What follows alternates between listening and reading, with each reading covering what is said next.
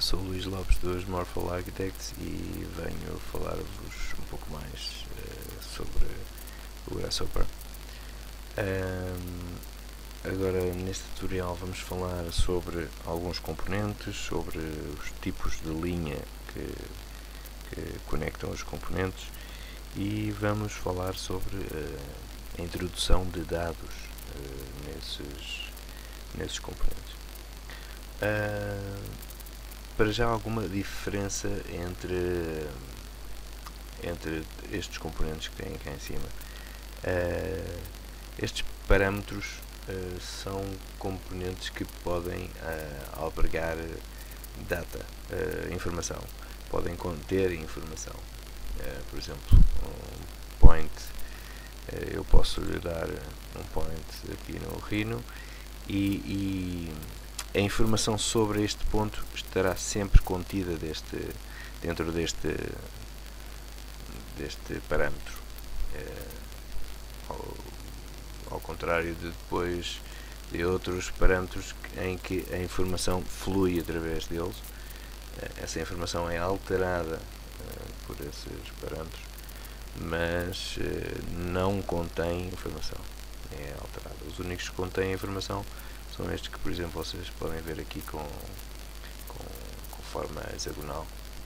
São os únicos que contêm informação.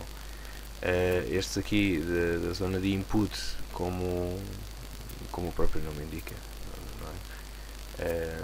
São componentes que introduzem informação a um determinado componente, como é, por exemplo, o number slider, que vamos utilizar bastante vezes, que podemos puxar aqui para baixo, que é um componente que introduz valores numéricos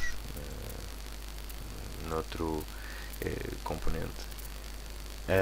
Este slider eu retirei-o desde a zona de input, dos parâmetros de input, mas poderia buscá-lo pela janela de search do Grasshopper.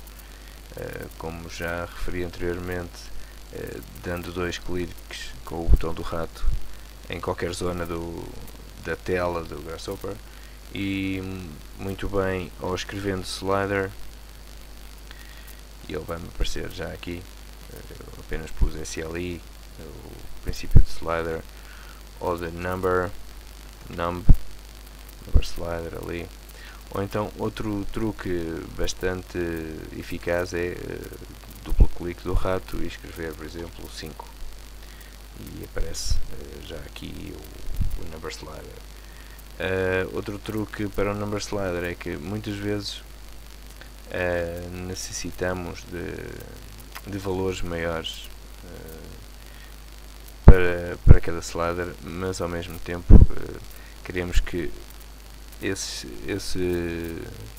valores sejam também negativos. Neste caso, por exemplo, o slider perfeito tem de 0 a 1. Imaginem que nós queremos desde o valor negativo de 50 até o valor positivo de 50. Então, um bom truque para alcançar logo um slider e não ter que vir aqui, duplo clique do rato para editar o slider e chegar aqui e ter que pôr 50 e menos 50 para ter um domínio entre 50 negativos e 50 positivos. O que poderíamos fazer era duplo clique do rato na tela do Grasshopper e então fazer menos 50. Aqui aparece-nos subtração, mas nós vamos continuar a introduzir mais dados. Menos 50, menor, sinal de menor que 0, e menor que 50. Ou seja, eu estou-lhe a dizer no meu slider que tenho o menos 50, que é menor que 0, e ao mesmo tempo o 0, que é menor que o meu outro valor, ou o meu valor máximo, que é o 50. Dou-lhe intro e ok, já tenho 50 negativos, 50 positivos.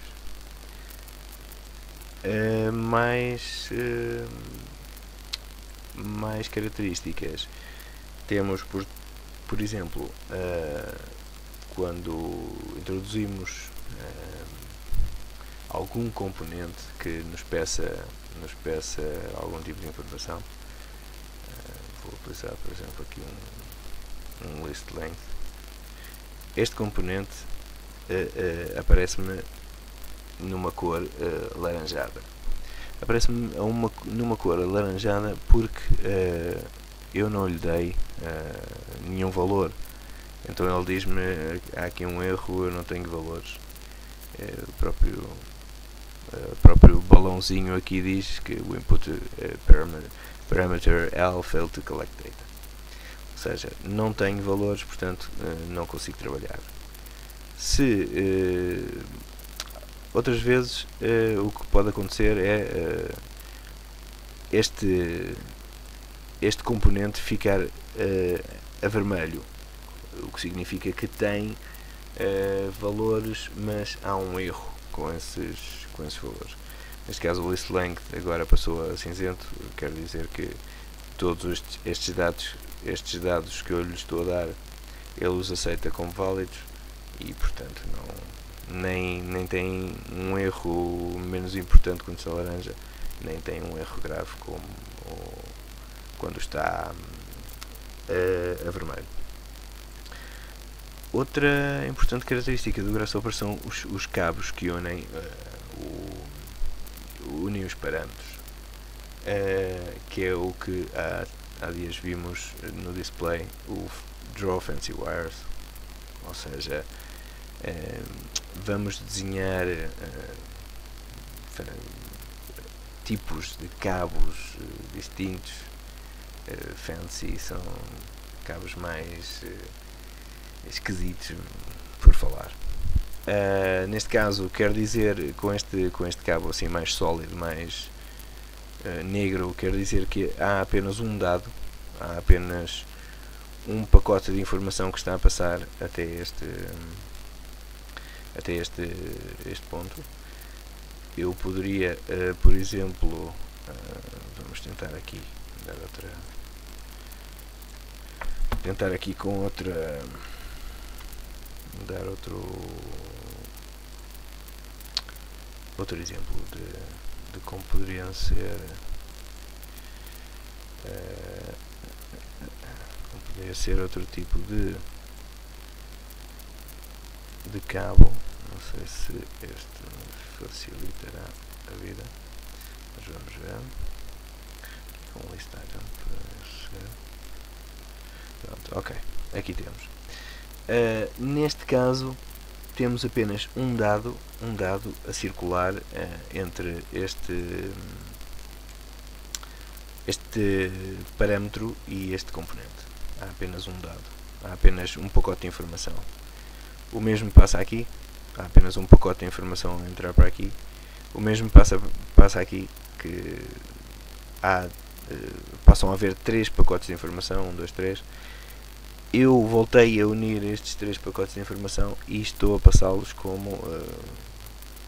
como 3 pacotes de informação. Ou seja, aqui há um pacote, aqui há um, aqui há um, aqui há um, aqui há um, mas aqui já existem 3 pacotes de informação. E daí termos dois traços a negro, ou seja, como se fosse um cabo entre 2 componentes bastante mais forte. O que quer dizer que tem vários pacotes de informação. Poderíamos ter um terceiro cabo que seria igual a este, mas atracejado, o que queria dizer que tem uma lista de dados dentro de si. Vamos ver se conseguimos. Aqui está. Isto quer dizer que a lista de dados, e vou criar aqui um painel para que percebamos, a lista de dados que está dentro de si está dividida em várias listas. Ou seja, eu há bocadinho mostrei-vos que tinha 3 pontos. Vou fazer aqui o mesmo merge, mas vou-lhe tirar aqui este graft e vou fazer aqui outro painel para que se perceba o que eu estou a dizer. e assim percebemos um pouco mais também o que são as listas de dados. Aqui o que eu fiz foi decompor este ponto Rhino que tínhamos introduzido aqui em Grasshopper, decompus-lo em x, y, z, nas suas coordenadas x, y, z.